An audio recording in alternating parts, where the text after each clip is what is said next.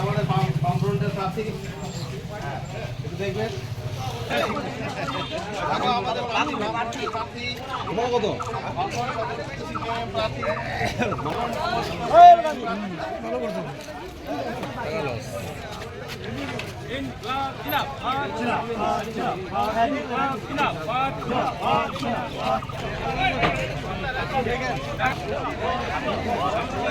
দেখেন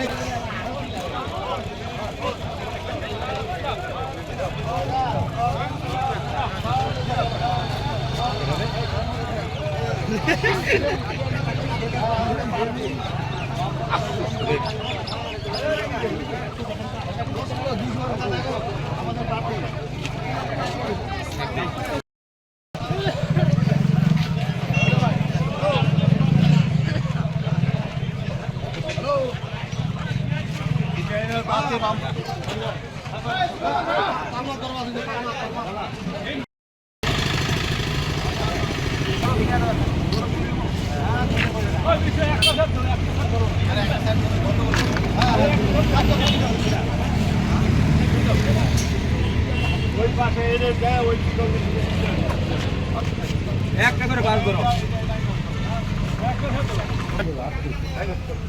আসো আসো আমাদের প্রার্থী সিপিআইএমের প্রার্থী বামফ্রন্ট সমর্থিত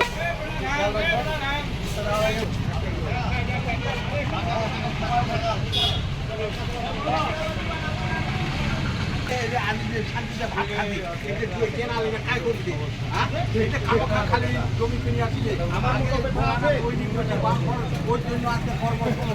এটা তো বামফ্রন্ট কয় একর জমি কিনছে এখানে খালি এই যুগের মধ্যে কত জমি কিনছে আরো অন্যান্য দ্বারা কত জমি কিনছে। হ্যাঁ, এটা যে বেকারত্ব একদিন বাড়বে যদি কিছু চিন্তাধারা ছিল এই বেকারত্বটা কি করে সমাধান হবে তার জন্য তো এইগুলা জমি কিনা হয়েছে। এই যে মেঘাতে কত জমি কিনা আছে এগুলো কে কিনছে? বামফ্রন্ট কিনছে। বামফ্রন্ট এগুলো কর্মসংস্থান এগুলো তো ভাষণে দেওয়া পারে না। আর তোমাদের আগে রাস্তাঘাট কি ছিল? আগে রাস্তাঘাট ছিল আলি ছিল। বামফ্রন্ট একটা রাস্তা তৈরি ভোটটা কে অধিকার করলো? এই যে পঞ্চায়েত ভোটটা বামফ্রন্ট করলো। আগে যে কংগ্রেসের আমার ভোট ছিল কোনো ভোট ছিল না একদম।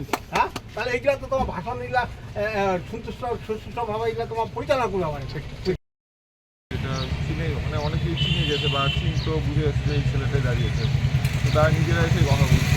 হ্যাঁ, তো তারা খুবই ভালো পাচ্ছে। তো এই কয়দিনে আর 2 দিন হাতে 2.5টা দিন আছে বলতে গেলে। তো প্রচারটা মানে আরও বেশি কী বলবো মানে নিবিড় হয়ে যাচ্ছে এবং আরও মানে রাশটা আরও বেড়ে গেল আর কি। কয়টা দিনের মধ্যে আরও অনেক কয়টা জায়গা আরও কম হেভিওয়েট প্রার্থী যেই আসুন প্রার্থীর প্রচারে আসছে অনেকেই। হ্যাঁ, প্রার্থীর প্রচারে আসছে হেভিওয়েট যারা। প্রশ্নের উত্তরগুলো কিন্তু কারোর কাছেই নেই। যে প্রশ্নগুলো জলপাইগুড়ি মানুষ করছে সেই উত্তর 5 বছরে যে তারপরে যে এমপি আছে তারা 5 বছরে জলপাইগুড়ির জন্য কাজটা করেছেন এই উত্তর কিন্তু এই মানে হেভিওয়েট যারা প্রার্থী আছেন এবং হেভিওয়েট যারা এনাদের প্রচারে আসছেন তাদের কারোর কাছে উত্তরগুলো নেই। সুতরাং সেটা সেরকম কোনো ব্যাপার হবে না।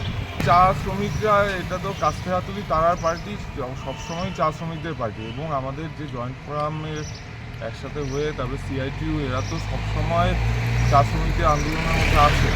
হ্যাঁ, সে মিনিমাম ওয়েজ বলুন, জমি পাট্টা বলুন, তাদের যে গ্র্যাচুইটি ফিঞ্চ বেনিফিট এগুলো বলুন সব থেকে এরা আগা করেই আছে। সুতরাং তাদের সমর্থন আমাদের সাথেই আছে এবং থাকবে। কর্মসূচি কি রয়েছে আরও আজকে শহরে এই যে শুরু করলো না, আজকে এখানে শহরের থেকে গিয়ে শহরটা মোটামুটি শেষ করে আমরা যাবো তালমা হাটে গিয়ে সেখানে জনসংযোগ কর্মসূচির পরে তারপরে সদর। আপনি কি হাটটাকে বা বাজারটাকে সকাল সকাল একটু বেশি মানুষ পাবেন বলে একটা মানে একটু মানুষের সঙ্গে পরিচিত হবে বলে মানে সময়টা কম, যত মানে অল্প সময়ে বেশি মানুষের কাছে পৌঁছানো যায়, মানুষের কাছে পৌঁছানোটাই আসল। তার জন্য এই হাট বাজার যেখানে মানে জনসমাগমটা বেশি হয় সেই জায়গাগুলো